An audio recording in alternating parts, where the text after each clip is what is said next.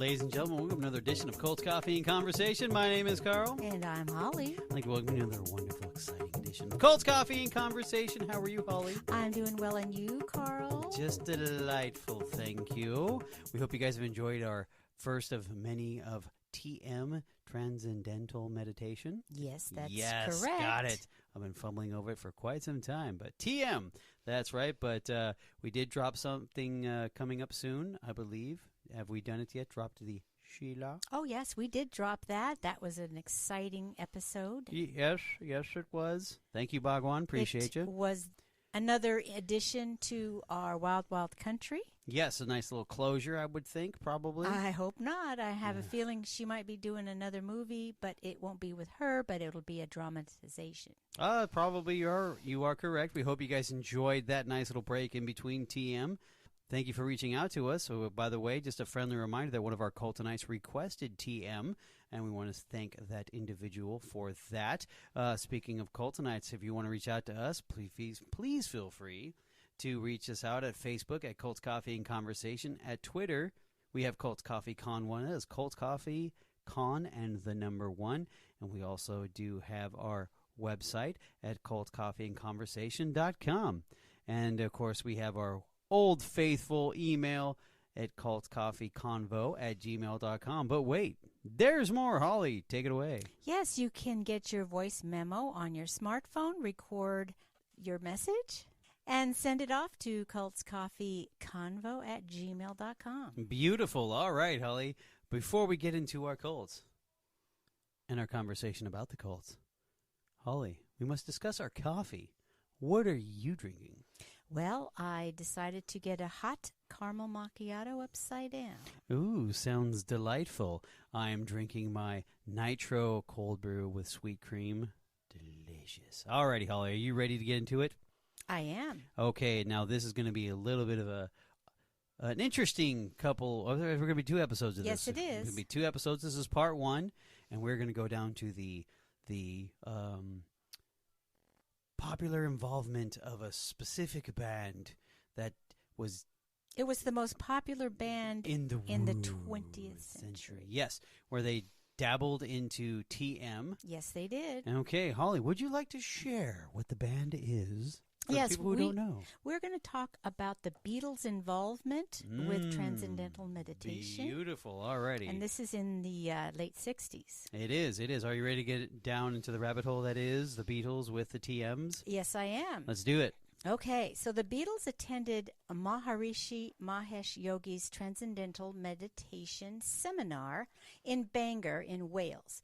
But their stay was cut short on August 27th, 1967, after they learned that their manager, Brian Epstein, had been found dead in his London home. Eager to explore meditation further, the Beatles made plans to travel to the Maharishi's training center in Rishikesh, India.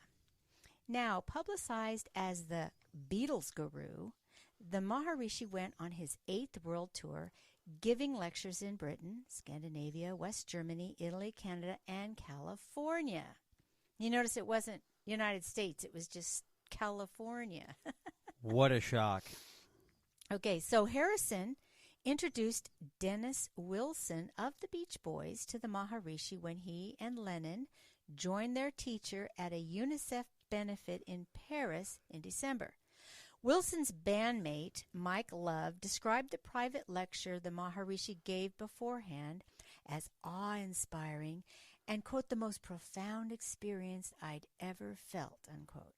Having long shared Harrison's interest in meditation and Indian religious text, Scottish singer Donovan also recognized the Maharishi as the guide they had been searching for.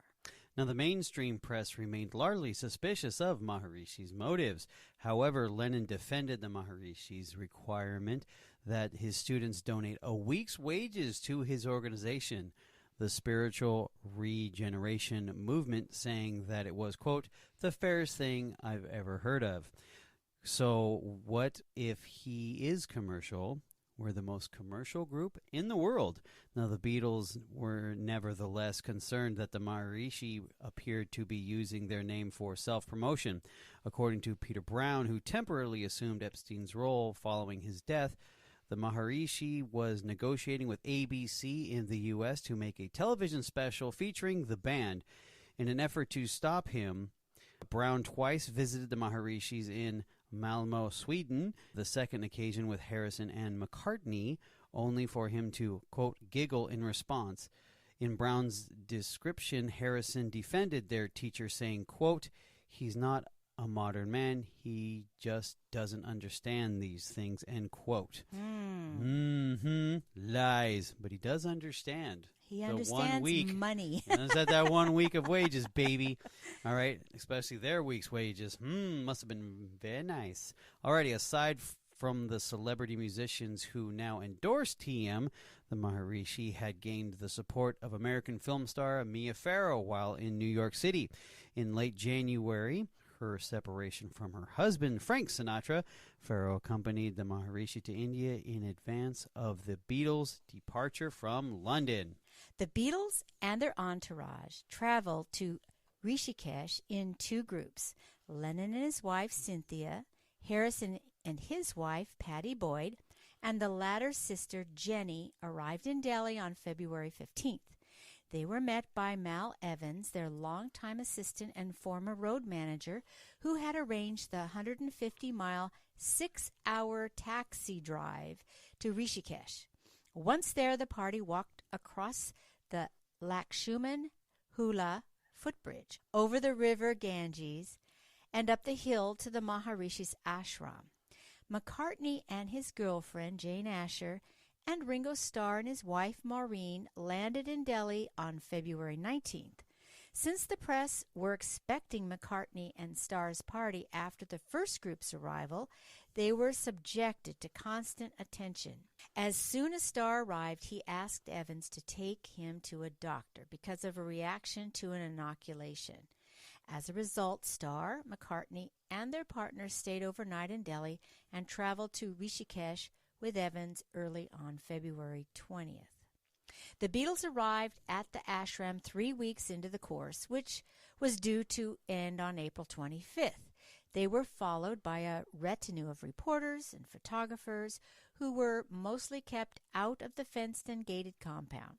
Evans and the Beatles' aide, Neil Aspinall, were there for much of the time. Alexis, quote-unquote, Magic Alex Martis, the Greek electronics engineer who had been among the first to recommend the Maharishi to the band in 1967, arrived 4 weeks later.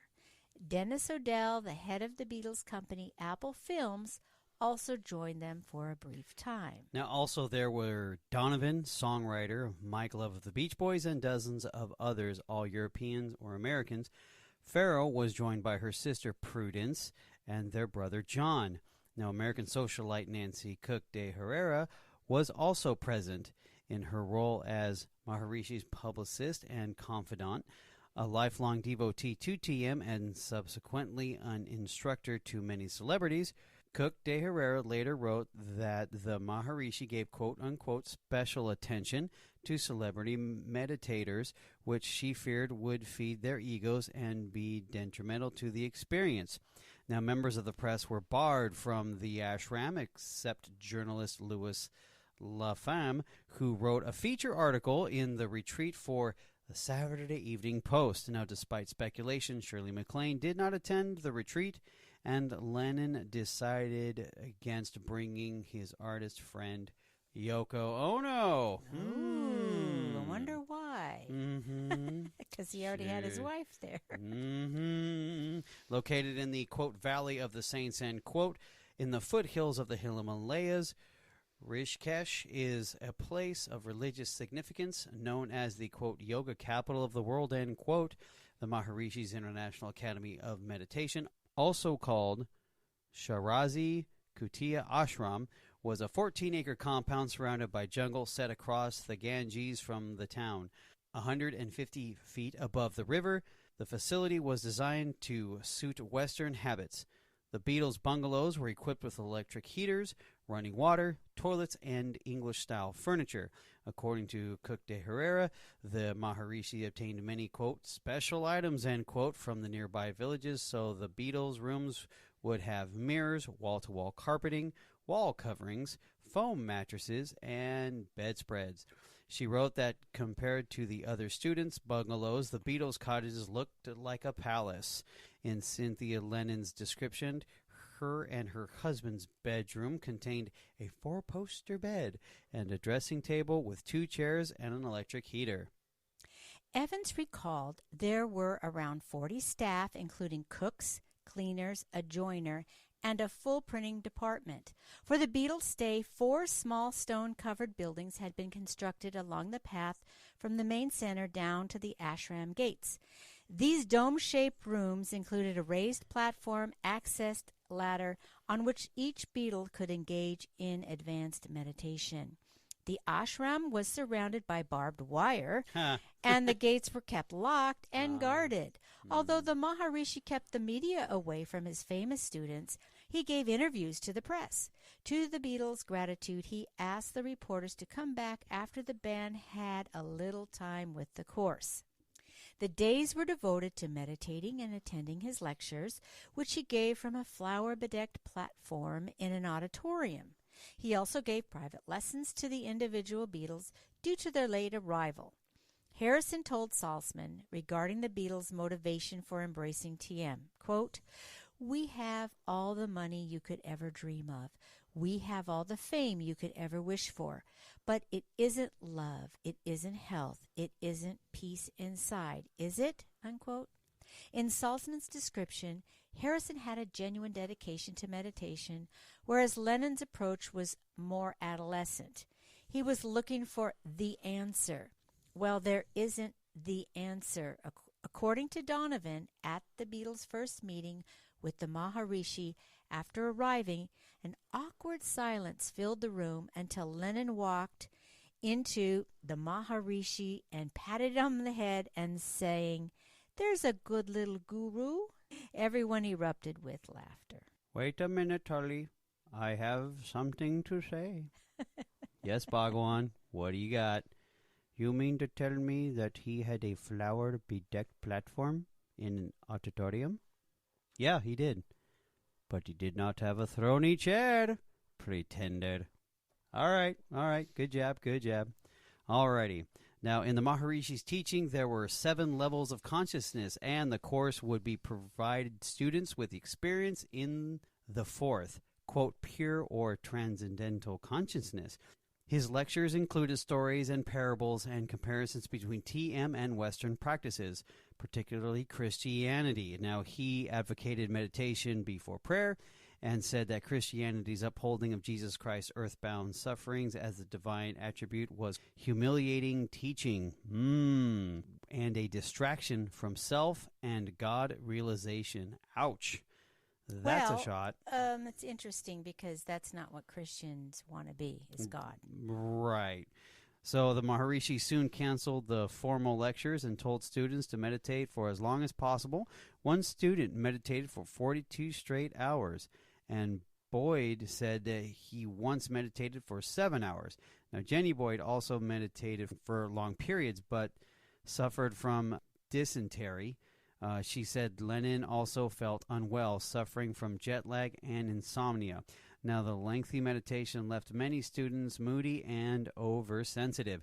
Several people on the course and the Maharishi were particularly concerned about Prudence Farrow's unwillingness to stop meditating. All the students wore native dress, and the ashram had a tailor on the premises to make clothes for them. A woman in the Beatles party shopped in local towns and bought saris for themselves and material to be made into shirts and jackets for the men. The Beatles' adaptation of traditional Indian clothing affected Western fashion when they wore them after going home. Yes, I recall. I recall seeing them dressed in the Indian style and with the Indian fabrics. Right, the fancy shirts. Mm-hmm. Vegetarian meals were eaten in a communal dining area where food was vulnerable to aggressive monkeys and crows. Yikes. Lennon described the food as lousy, while Patty Boyd said it was delicious. Menu items included chickpeas mixed with cumin seeds, whole wheat dough baked over a fire, spiced eggplant, potatoes that had been pickled locally, and, for breakfast, cornflakes, toast, and coffee. Evans stockpiled eggs for Starr, who is Ringo Starr, who had problems with the diet because of his past illnesses. Starr recalled, quote, "The food was impossible for me because I'm allergic to so many different things. I took 2 suitcases with me, one of clothes and one full of Heinz beans," unquote. After dinner, the musicians gathered on the roof of Harrison's bungalow to talk and listen to the Ganges River. Sometimes they listened to records and played guitar or sitar. Although the weather was cool in February, it grew hot over the ensuing weeks. By mid-April, the Maharishi was planning to move the whole retreat to Kashmir at a higher and cooler altitude. The Beatles' approach to meditation was marked by a friendly competitiveness among the band members. Lennon was complimentary about Harrison's progress, saying, quote, "The way George is going, he'll be flying a magic carpet by the time he's 40, unquote. Boyd recalls that she and Harrison each achieved an out-of-body experience through meditation, but that because of their individual practice disturbed the other, they decided to move into separate rooms. While Lennon was evangelical in his enthusiasm for Maharishi, according to his wife Cynthia, she was a little more skeptical. Cynthia later wrote that she loved being in India and had hoped she and Lennon would rediscover our lost closeness. To her disappointment, however, Lennon became increasingly cold and aloof. After 2 weeks, Lennon asked to sleep in a separate room, saying he could only meditate alone. He walked to the local post office every morning to check for Ono's almost daily telegrams. He was cheating on you the whole time. Yep. Alrighty. Now, Donovan taught Lennon a guitar finger-picking technique that McCartney partly mastered also. The technique was subsequently implemented by Lennon on the Beatles song Julia and Dear Prudence. The latter was composed by Lennon to lure Prudence Farrow out of her intense meditation. Lennon later said, quote, "She'd been locked in for 3 weeks and was trying to reach God quicker than anyone else," end quote. The stay at the ashram turned out to be the group's most productive period for the songwriting. According to Lennon, he wrote some of the, quote, "most miserable," end quote, and some of the best songs while he was in Rishikesh. Now, Starr completed his first solo composition, Don't Pass Me By, which he had begun writing in 1963. While he also wrote several new songs in Rishikesh, Harrison complained that more time should be spent on meditating. When McCartney discussed his vision for an album containing the songs that they had amassed so far, Harrison replied, quote, "We're not fucking here to do the next album. We are here to meditate," end quote. In Donovan's recollection, when not meditating, McCartney was rarely without his guitar and kept the Beatles party entertained with a parody of songs such as Rocky Raccoon and Back in the USSR. But he was not totally convinced about TM. Many of the Beatles' new songs were inspired by nature and reflected the simplicity of their surroundings. In this way, they contrasted markedly with the band's psychedelic work over the previous year. Although few of them were overly reflective of the TM experience, Lennon's Child of Nature and McCartney's Mother's Nature's Son were both inspired by one of the Maharishi's lectures. In late February, the Maharishi arranged for a group photo of all the students. The Maharishi began preparing for the shot early one morning and approached the task as if the director on a set. Instructing his assistants, he oversaw the assembly of a platform of risers, the precise placement of flowers and potted plants in the front of the raised stage, and the seating allocation for each of the students from his hand-drawn diagram. The students were then called down to take their allocated seat. Surrounding the Maharishi, each member was dressed in a traditional Indian attire and adorned with a marigold garland of orange. Ooh. The Maharishi had the Beatles positioned in the center of the set. The Maharishi encouraged his students to present their best cosmic smiles to the camera. In 2009, The Hindu described the result as one of the most iconic photographs in the history of rock and roll. An aviation company owner and patron of the Maharishis, Kirshi Kambada, flew 2 helicopters to Rishikesh to take the Maharishi and his guests for rides. McCartney recalled that he asked Lennon why he was so eager to be the one to go with the Maharishi on his helicopter ride, and that Lennon replied, quote, "I thought he might slip the answer," unquote. And now McCarthy and Starr told Latham from the Saturday Evening Post that they had each experienced the benefits of meditation, but the band's trip to India was more of a support for, quote, George's thing, end quote. Starr's wife had strong aversions to insects, while McCartney's recalled that Maureen was once, quote, trapped in her room because there was a fly over the door, end quote. I don't think it was just a small little fly. Either or. You're in the jungle. Yeah, pretty much. Deal. Sounds like first world problems. Spiders, mosquitoes, and flies were present at the ashram, and when Starr complained to the Maharishi, he was told, quote, "For people traveling in the realm of pure consciousness, flies no longer matter very much." Ooh, shots fired. Take that, rich lady. Starr said in reply, "Yes, but that doesn't zap the flies, does it?" End quote. Good comeback. Starr disliked the food, and he and Maureen missed their children. The couple left India on March 1st, and on their return to the UK, Starr was keen to avoid the impressions that he was no longer interested in TM. He told reporters, quote, "The Academy is a great place, and I enjoyed it a lot. I still meditate every day for half an hour in the morning and a half an hour in the evening, and I think I'm a better person for it. If everyone in the world started meditating, the world would be a much happier place." Now, McCartney and Asher departed in mid and late March. According to Cook de Herrera's account, McCartney had arranged to get back into London to supervise Apple Corps, and Asher had the theatrical commitment. As he left, he told Cook de Herrera, quote, "I'm a new man," according to what he told Latham. However, McCartney was uncomfortable with Maharishi's flattery, particularly his calling the Beatles, quote, "the blessed leaders of the world's youth," end quote, and he found himself lost in the Maharishi's more elaborate discussions. Now, Jane Asher had no interest in meditation. She was eager to visit the Taj Mahal with McCartney. McCartney later said that his intention has always been to stay for only a month, and that he knew he risked accusations from the bandmates if it was not sincere about meditation.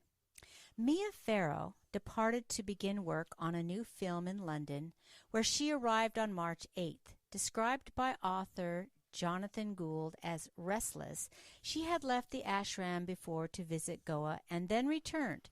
In her 1997 autobiography, Farrow recalls that she felt overwhelmed by the Maharishi's attention to her, which included private sessions, gifts of mangoes, and a birthday party where he gave her a paper crown. Mike Love left the retreat on March 15th, having stayed just over 2 weeks due to his tour commitments with the Beach Boys, but would complete his TM instructor course in 1972.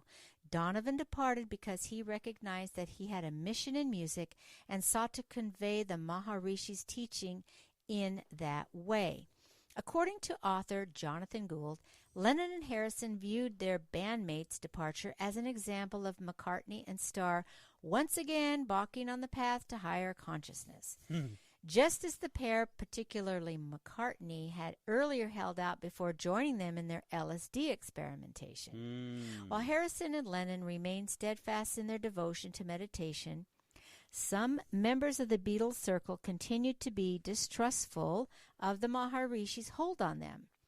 Beatles aide Neil Aspinall was surprised when he realized that the Maharishi was a sophisticated negotiator, knowing more than the average person about financial percentages. Longtime assistant Mal Evans told Paul Saltzman that the Maharishi wanted the band to deposit up to 25% of their next album's profits into his Swiss bank account as a tithe, to which Lennon replied, quote, "over my dead body," unquote. Interesting. A Swiss bank account. Interesting indeed. Now, Alex Mardaz, a friend of the Beatles who recommended the Maharishi to them, arrived after McCartney had left. He pointed to the luxury of the facility and the business acumen of the Maharishi and asked Lennon why the Maharishi always had an accountant by his side. Mardaz also derided the characters of the non-celebrity meditators and was highly critical of the way the Beatles had been assembled for the, quote, class photo, end quote, and the promotion of the Maharishi's movement. In an attempt to silence his criticism, according to Mardaz, the Maharishi offered him money to build a high-powered radio station. Lennon later told his wife that he felt that the Maharishi had to, in her words, too much interest in public recognition, celebrities, and money, end quote, for a spiritual man. Ooh, and on that note, we're putting this on pause. Yes, we're going to divide this up into two spots, two different episodes. Yes. I do find it funny that even Lennon, who enjoys TM, sees the BS. Oh, yes, he does. Because it's his money, too. Right. And, you know, it's interesting how they all came at different times. And, you know, obviously George Harrison was the one that was really, really, really into it. Right. And we'll find out more next time about some other things. Yes. But it kind of shows that he was using celebrity as to promote his organization, which happens all the time nowadays, too. Interesting. I see it's smelling like something else that is in Los Angeles. Anyway, yes. On that note, we hope you guys enjoy it. Thank you for your support. Thank you for everything that you do for us. Reach out to us, let us know, give us likes, subscribe, do everything you have to do. Listen to us on all podcast formats. And on that note, good night, Holly. Good night, Carl.